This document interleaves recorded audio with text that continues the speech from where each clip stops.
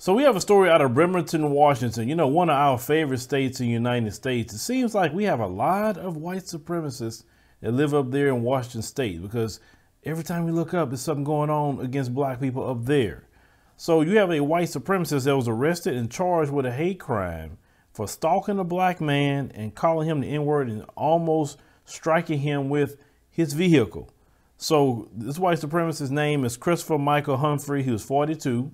And he was a bartender at Sirens in Bremerton. You know, he was charged with a felony hate crime in Kitsap County Superior Court on Thursday, December the 10th, after his attacks on a brother spanned several days. So how it went down was back on December the 7th.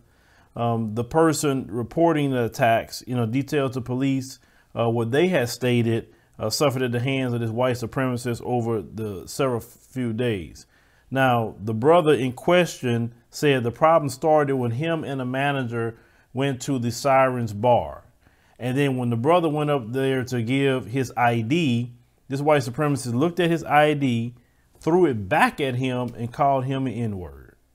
But the brother continued to stay there, get the beer, he served him, and was sitting there with his manager. Now, to the brother, I don't know if you may see this video or not, that was grave mistake number one. First and foremost, you're not going to throw no ID at me and call me the N-word. It's just not going to happen. I mean, you can handle it more ways than one. Now, of course, you can, you know, just be petty and say, hey, I'm going to file an assault charge. That's assault.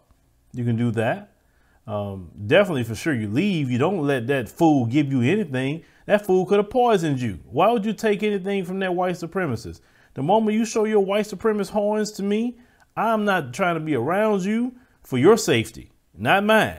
Because if you do something to me, I'm going to try my best to F you up. So it's just best that I move around for your safety. But him throwing that ID, you don't stay there, brother.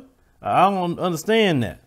So then when the brother did try to leave, the white supremacist followed him out of, you know, the bar at the time period. And he was cussing and fussing and, you know, squaring up like he was going to try to fight the brother. So he kept on pressing the brother. The brother ended up, you know, hitting him with that, you know, one hitter quitter. And then he just got away from him. So after that, the white supremacist, I guess maybe he remembered some of his information, decided to go to this brother's job. He worked at a local car dealership. He took a old ambulance that he had. I don't know why the white supremacist had this. Went to the brother's job, almost hit some customers, jumping out of this particular old ambulance that he had, and talking about he wanted to fight this brother at his job. And calling him N-words, okay? So this is why the police ended up picking that fool up. Now, this fool was charged, you know, with, you know, a hate crime, and rightfully so. But, you know, you have these white supremacists out here, brothers, that will try you.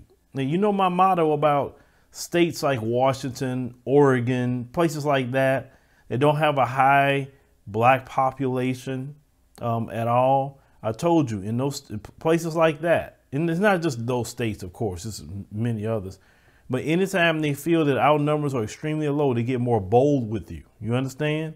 Now, I don't know if this manager he was with was Mzungu. Probably was, okay? Probably was, because the manager didn't say that they called them a name. So obviously, you know, we kind of just putting two and two together there. But you brothers be careful out here in Washington State, Oregon, all them places like that, because, you know, they mad right now, okay? They are hot about this election, and they're going to want to try to take out, you know, their anger on black people. So you better always keep your head on the swivel. Don't ever allow any of them to disrespect you like that. And sure as hell don't take no food, no drink, no nothing from a white supremacist that just showed you who he was before he gave you the beer or whatever. Right? I mean, we got to think a little bit better than that, folks. But leave me a comment. Let me know what you think about the situation that happened in Bremerton, Washington. Want to make sure we call that. That way, and the place name is Sirens Bar. So make sure, you know, black folk stay away from Sirens Bar. They have open white supremacists working there.